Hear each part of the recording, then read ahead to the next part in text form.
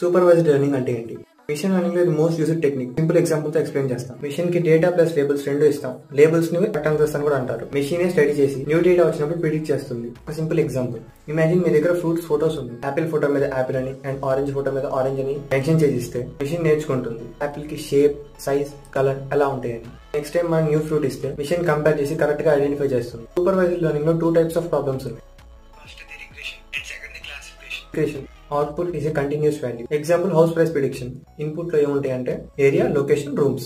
Output లో price ఉంటుంది. అంటే 20 lakhs అయినా 30 lakhs అయినా అంటే ఎంత అంటే అంత. Classification. Output is a category or class. Example, email spam detection. Mail ని స్పామా కాదా అని డిటెక్ట్ చేస్తుంది. అండ్ ఇంకో ఎగ్జాంపుల్, డిసీజ్ ప్రిడిక్షన్. డిసీజ్ ఉందో లేదో అని చెప్తుంది. అంటే ఎస్ఆర్ నో చెప్తుంది. ఇవన్నీ ఓకే, కానీ మరి రియల్ లైఫ్ ఎగ్జాంపుల్స్ ఏంటి? Credit card fraud detection, stock price prediction, hand writing recognition. Supervised learning లో మిషన్ కి టీచర్ లాగా డేటా లేబుల్స్ ఇవ్వడం వల్ల యాక్యురేట్ గా నేర్చుకోవడం జరుగుతుంది. స్టిల్ అన్సూపర్వైజ్డ్ లెర్నింగ్ గురించి తెలుసుకుందాం.